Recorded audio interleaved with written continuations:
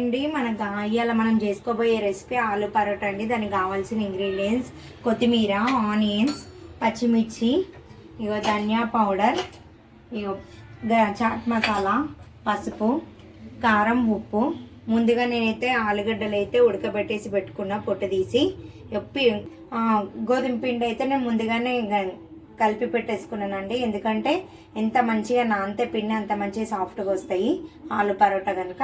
ఇప్పుడైతే ఇది స్మాష్ చేసేసుకొని దీంట్లోకి ఇవన్నీ ఇంతకుముందు చెప్పిన ఇంగ్రీడియంట్స్ అన్నీ వేసుకొని కలుపుకోవాలండి.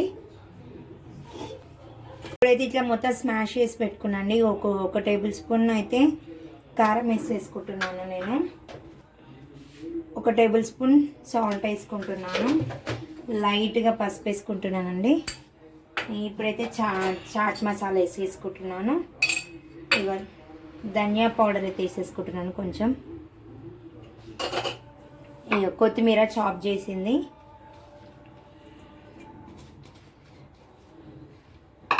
పచ్చిమిర్చి వేస్తున్నాం కనుకనే నేనైతే కారం అయితే తక్కువ వేసేసుకుంటున్నాను. ఆనియన్స్ అండి,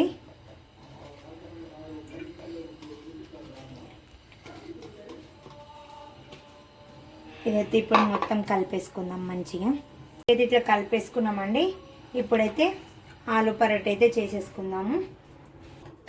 ఇప్పుడైతే కొంచెం అయితే మనము కొంచెం చపాతీలాగా అయితే చేసుకోవాలా. ఇప్పుడైతే ఇంత సైజ్ అయితే నేనైతే చేసుకున్నానండి. దీంట్లో అయితే స్టఫింగ్ అయితే పెట్టుకోవాలా. ఇట్లా రౌండ్గా చేసుకొని పెట్టుకోవాలా. ఇంకొంచెం అయితే తీసుకుంటాను నేను. ఇది కొంచెం చిన్నగా అనిపిస్తుంది సైజ్ అయితే. ఇంత రౌండ్ అయితే నేను చేసేసుకుంటాను. ఇదిగోండి. ఇప్పుడు దీన్ని ఇట్లా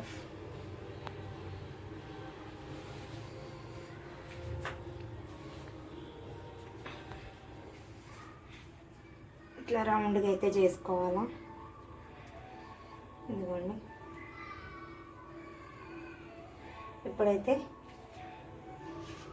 పిండి వేసుకొని స్లోగా చేసుకోవాలండి.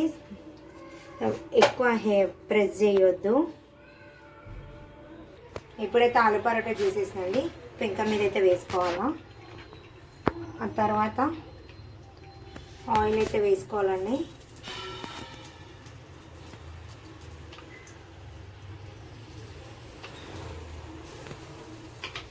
ఉల్టా అయితే వేసేసుకున్నానండి. రెండు సైడ్లు అయితే కుక్ అవ్వాలండి. 2 సైడ్స్ అయితే కుక్ అవ్వాలా. ఇప్పుడు నేను పైన కూడా ఆయిల్ వేసేసుకుంటున్నాను. ఆయిల్ లేకుంటే నెయ్యితో కూడా చేసుకోవచ్చు. ఇది మనము టేస్ట్ అయితే బాగుంటుంది. 2 సైడ్స్ అయితే కాల్చుకోవాలి. చూడండి ఎంత సాఫ్ట్గా మంచిగా కుక్ అయింది. ఇప్పుడైతే పరోటా అయితే రెడీ అయిపోయిందండి. ఎంతో టేస్టీ ఆలు పరోటా అయితే రెడీ అండి.